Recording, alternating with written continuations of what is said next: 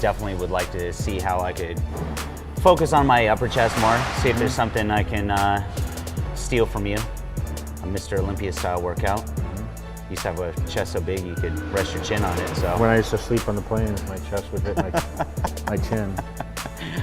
So yeah, let's just go through your chest routine then. Okay. Everyone wants to know what you do for chest. So like the type of chest routine that you would do if you were trying to build it, not just a maintenance program, but maybe even the routine that, you know, early on in your career, you know, to really to build mass. All right, let's start with a machine press and do warm up the chest a little bit, and then we'll work right into it. I think people have a hard time learning to feel a muscle, you know, trained by feel. So with chest, are there any little tricks? You know, most importantly, when you do a chest movement, you're gonna focus on really keeping the chest high, okay? So you don't wanna kind of curl over, you wanna keep the chest out, and you wanna contract. Right. Everything is about contracting, it's not about just pushing the weight. So most importantly, you wanna feel that peak contraction, especially at the top, where you're not really locking out the elbows, but you're getting a really good squeeze on the chest.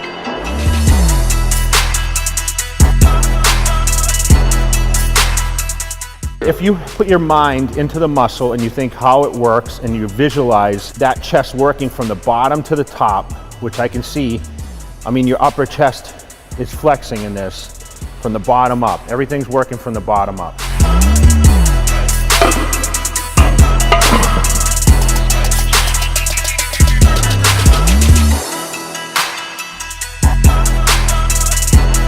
There has to be a plan of attack every time you go to the gym. So what I try to do is I try to visualize every workout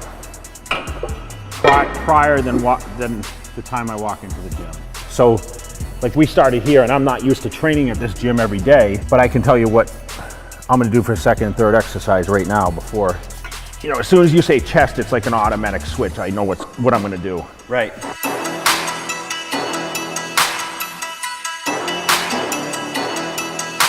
Also, when you train, you got a nice steady rhythm. In other words, you're not resting at the bottom, resting at the top. It's just like a nice steady rhythm. Because the reps, especially for me, because I'm bigger, look shorter. So really what I'm trying to do is I'm trying to, when I get into it, the chest starts off in a contracted position, and the movement's only where I can actually feel my chest pumping.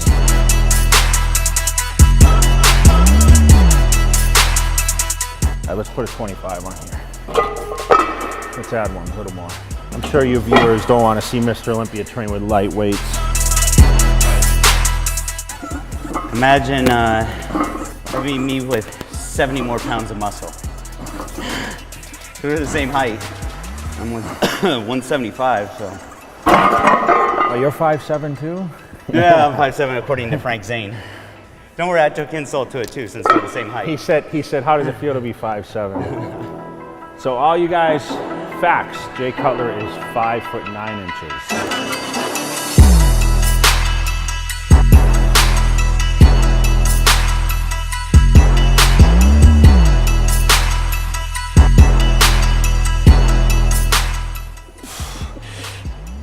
Come on, two more. One more. Good.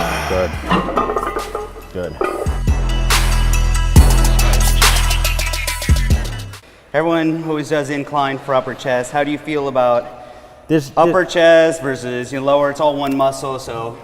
There's no way to really isolate, I believe. I think it's a farce to think that, well, I'm gonna do incline, so it's only gonna work my upper chest. Right, it's one muscle group. I think it's gonna help, but remember, angles is how you build muscle. That's why we choose different movements. So I always believe that people lack upper chest and they think, okay, well, I'm gonna do more incline movements, is gonna help that. I don't think that either someone's genetically gifted with it or they're not. I've seen guys do tons of incline stuff and their upper chest never grows. It's the whole chest in itself. Remember, I told you work from the bottom up. Right. As you build, your upper chest is gonna have no choice but to grow.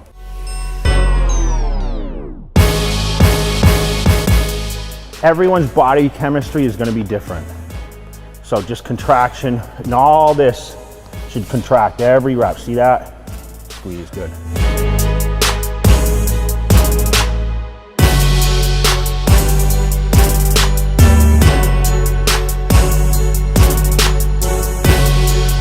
It's all about the contraction, you know, each rep. So right now I'm squeezing at that peak. I'm squeezing the chest. And remember guys, you always want to spot from the elbows when you're doing a lot of these movements. Work with the body.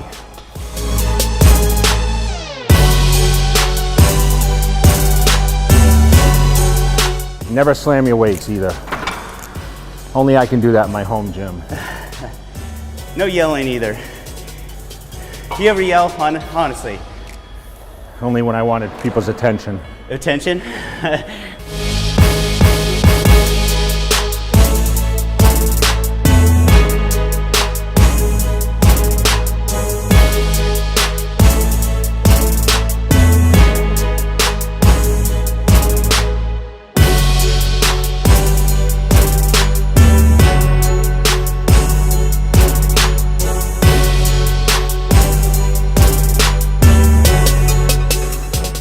So throughout your career, you've built up to, you know, on a big muscle group, say chest, built up to 20 total sets. So what are you doing? Like you were doing maybe 5 exercises, 4 sets apiece, or? I was doing 3 times 6, plus the warm-ups, a couple extras here and there. The best way you can actually watch is to see someone do something and perform like these kind of workouts where you see, okay, this is what he does. Right. 90% of anyone that approaches Jay Cutler at any event in the world will say to me, I watch your videos on YouTube. Did you just refer to yourself in the third person? Yeah. When you're Jay Cutler, you could do that. They watch the YouTube videos. Yeah. Because number one, it's free, and it's the best content that you can find out there with for people to see. Yeah. Okay, let's go. Up. Good.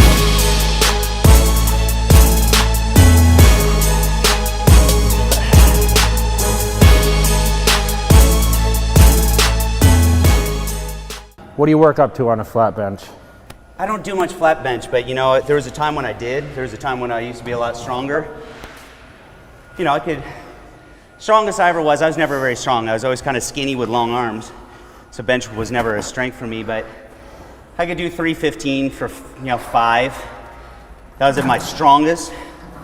But 225, usually that's 12 reps. Yeah.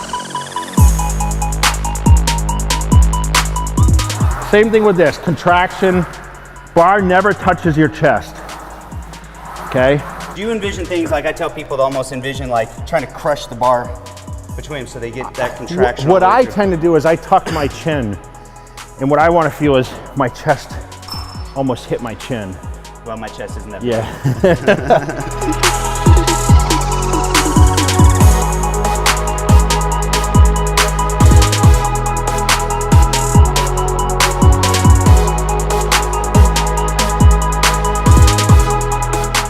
To me, bro science is something you heard in the gym that's not really founded on anything other than some guy told you and you just take it to be fact.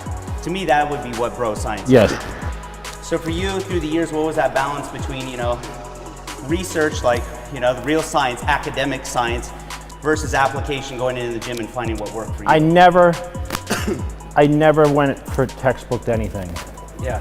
So if someone read a book and I read about biomechanics and how the muscle functions, I didn't give a shit about that. Right. I learned from reading books of Arnold and Bob Paris and Frank Zane and, Chris Dickerson and these guys that put out content.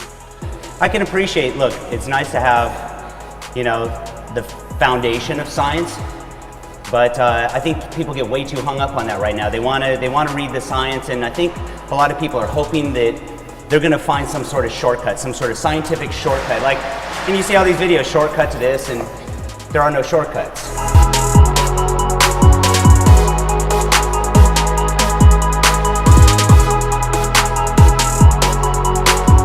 What was the physique that inspired you? Bob Paris.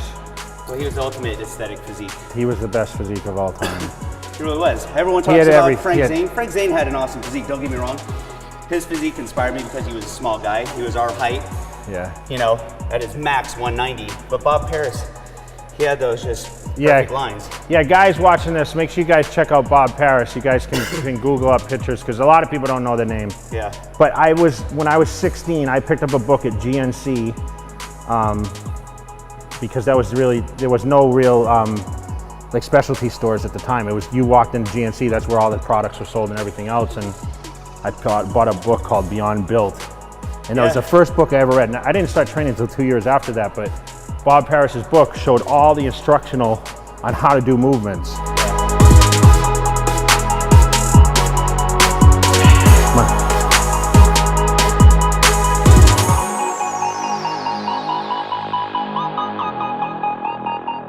All right, so what we're gonna create with this now. What do you got there? I hate to call this a cable crossover. It's on 55. Because it's not a cable crossover.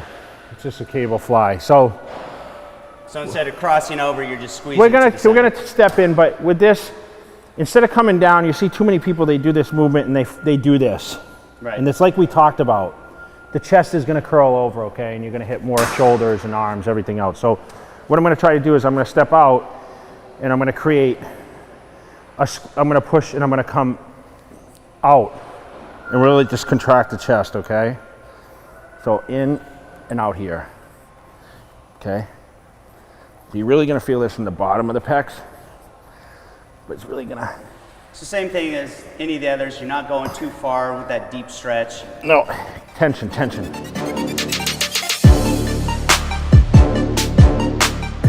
Okay, you can see where all this is coming out. You can see all the fibers all the way up to here. So great movement. Once you get a lot of blood into the muscle, you do some compound movements, stretch this thing back out, and then you know, determine, okay, do I need to go further with the workout from there?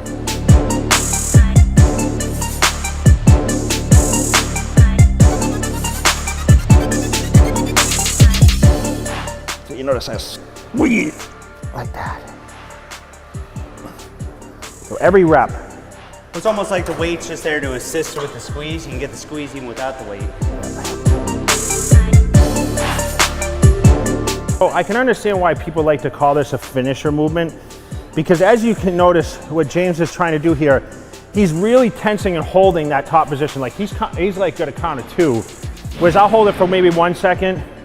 He's got a little more hold to it, but he's really getting that contraction, bringing those fibers out. So you really do, you bring your chin down. Yeah, you see that? Yeah. And only because you're trying to make sure it's contracting. But I feel that, see, I'll tuck my chin. So you're trying to like... So I can really feel that upper chest hit my chin. It's not for the contraction, it's so you can feel it. Yep. It'd be like putting your hand there just to make sure it's contracting. So you notice that? Yeah. See, if you never said that, you pointed out something that I never thought in my mind. I just do it. You're doing it so you can literally feel it. But I literally, as you said it, I'm like, wow. And so you can feel it. Like if that's you why had an extra hand to stick up there to make sure it's contracting.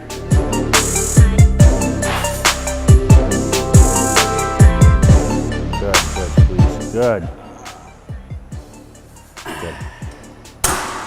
So, these 16 4 movements, sets. 4 sets apiece, so 16 sets. What do you normally, on a full workout, what would you pair chest with? Everyone's split is different. I've done it all, but most importantly, I do it now. I do chest one day, shoulders one day, legs one day, back one day, arms one day. So there's 5 total days a week that I train, but very rarely do I do 5 days in a row. And that's because of the travel. But if travel weren't an obstacle, would you train Monday through Friday and rest on the weekend? You'd still break it up? Usually not more than 3 days in a row. Because by that 3rd day, I'm pretty tired. Right. So I would normally train on a 3 days on, 1 day off, 2 days on, 1 day off. And through your whole career, you've only done 1 body part per week? No. I've done, yes, once every 5 to 7 days. I've never done twice a week, like arms a week I'd train. I don't believe in that. That's a farce to me. If your arms are weaker, I don't think training them more is gonna really help. Right. I don't believe in that. How do you, what's your philosophy then on, if you're trying to bring up weak body parts, as far as the amount of energy focus that you put into your strong body parts versus weak body parts? Let's say whatever it was, let's say if you were trying to bring up your arms, how would you How would you devote more energy, attention to that? You know, I think if you go in, like I had weak calves, for example. And I noticed like when I first started going to the gym, like I would train chest and calves together. So I would go in the gym and I would hit calves first. I would put all my energy into doing the calves, and my calves started to grow. Instead of starting with chest and then at the end, because no matter what, at the end of the workout, you throw in these smaller, you're not gonna train as hard as the beginning. Right. Okay? You go in the gym, you hit that body part. But I think, you know, with those kind of things, remember, it's just consistency of getting in the gym and training, mind to muscle connection, doing exercises that not necessarily what Jay Cutler or Ronnie Coleman do. You got to find, okay, this is what works for me. If you're going to focus on isolation movements like the preacher curl or preacher machine, you know, cables, if you're going to do more constant tension. Listen, cables are always going to be more tension than swinging dumbbells or barbells. So you have to not look at the overall picture of, oh, well, this is a mass builder. That's the misconception. Mm-hmm. So people think, oh, that if you don't use dumbbells and barbells, you're not going to get big arms. You'd be stunned at these guys that built arms with cables and lightweights. Oh man, even you can use bands. Oh no, bands, man. Some of the strongest I've ever bent, and I've used bands. There's nothing wrong with that. I mean, I've used bands in hotels and everything else when I had no other gyms. I mean, you can laugh at that, but listen, it's just all tension. We talk about that. Well, cool, man. Well, this was cool for me. I mean, no matter how long I've been training, I'm always curious to see different people's perspectives, and you know, I think everyone kind of has their own way of doing it, and you kind of pick and choose. Well, the thing is, I could come in next week and do this chest workout and it'd be totally different. You know, it's going to go by the day. Yeah. I felt good today, so see what next week brings. That's all. I take everything 15 minutes at a time. I tell everyone. Your whole life? Yes. Yeah. Everything's lit 15 minutes at a time. So. Hey, it's you know, keeps you more present, right? But I'm going to go have some total protein, little carbs, and get my next meal in. Thanks. Appreciate it, dude.